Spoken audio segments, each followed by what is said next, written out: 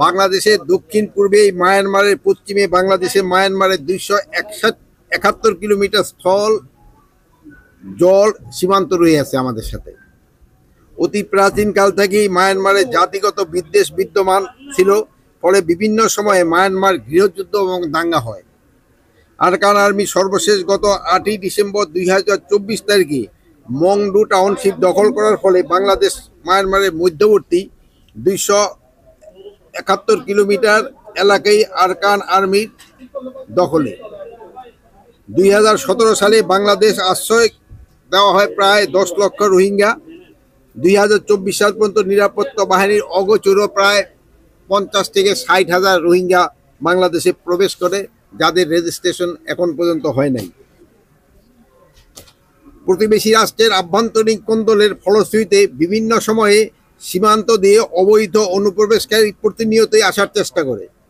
এছাড়া সীমান্তের উপরে প্রায় গোলাগুলি শব্দ শুনতে পাওয়া যায় এবং বিভিন্ন সময়ে ক্ষুদ্রাস্ত্র এবং ভারী অস্ত্র ফায়ারের গোলা আমরা সীমান্ত এলাকায় পতিত হয়। আমাদের শেষে স্বার্থ রক্ষার্থে আমাদের স্বার্থ সংশ্লিষ্ট বিষয় নিয়ে আমরা প্রথম থেকেই মিয়ানমার সরকার এবং আরাকান আর্মির সাথে যোগাযোগ রক্ষা করে চলছি।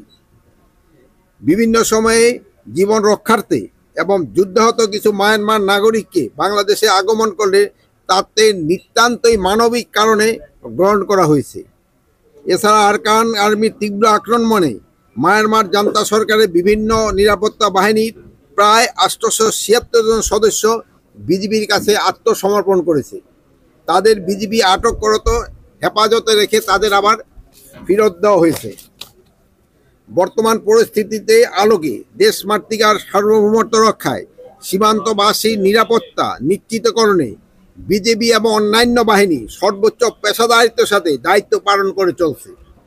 আমি আপনাদের মাধ্যমে সীমান্তবাসী ও দেশবাসীকে জানাতে চাই, আপনাদের ভয়ের কোনো কারণ নেই।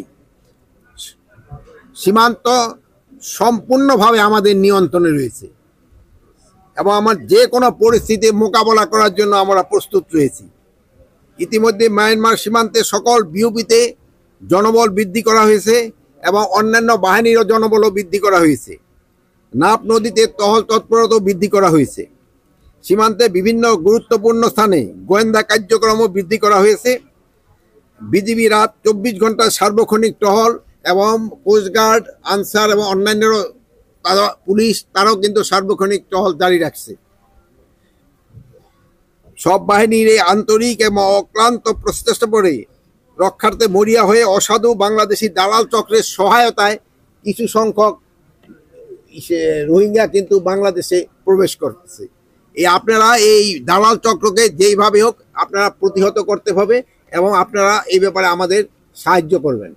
আপনাদের সাহায্য ছাড়া এটা করা খুব ডিফিকাল্ট হয়ে যায়, যেহেতু আপনারা জানেন এরা কোন সময় কোন দিক দিয়ে আসে। আপনারা আরও অবগত আছেন যে অন্তর্বর্তীকালীন সরকারের প্রধান উপদেষ্টা গত জাতিসংঘের সাধারণ পরিষদ সম্মেলন এবং মিশরের রাজধানী কায়রোতেও 11তম D8 শীর্ষ সম্মেলনে যোগদান করে রোহিঙ্গাদের প্রত্যাবাসনের বিষয়ে বিশ্ব নেতৃবৃন্দের দৃষ্টি আকর্ষণ করেছে। পরিস্থিতি যাই হোক না কেন, এই অবৈধভাবে আর কোনো মিয়ানমার নাগরিককে বাংলাদেশে প্রবেশ করতে দেওয়া হবে না। সীমান্তের উদ্ভব যে কোনো পরিস্থিতি মোকাবেলার জন্য আমরা কিন্তু সবসময় প্রস্তুত আছি।